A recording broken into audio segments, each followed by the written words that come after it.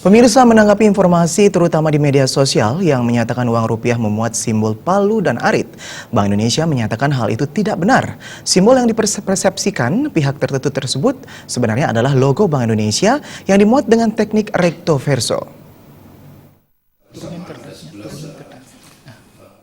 Ada pihak tertentu yang menghembuskan isu bahwa uang rupiah kertas memuat simbol terlarang palu dan arit. Bahkan isu tersebut menjadi viral, terutama di media sosial. Pihak Bank Indonesia pun membantah persepsi tersebut. Gambar yang dianggap sebagai palu dan arit itu sebenarnya logo Bank Indonesia yang dipotong secara diagonal sehingga membentuk ornamen yang tidak beraturan. Gambar tersebut dibuat saling isi atau recto verso yang merupakan bagian dari unsur pengaman uang rupiah. Gambar akan terlihat utuh bila diterawang.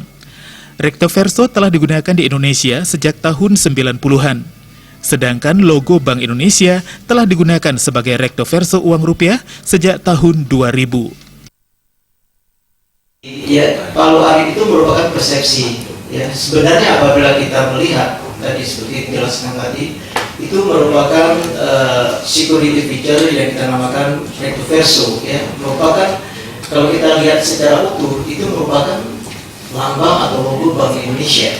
Ya, tapi dia dua sisi kita lihat yang sangat sulit untuk dipalsukan. Jadi bukan merupakan palu arit, ya. Itu hanya persepsi di masyarakat demikian.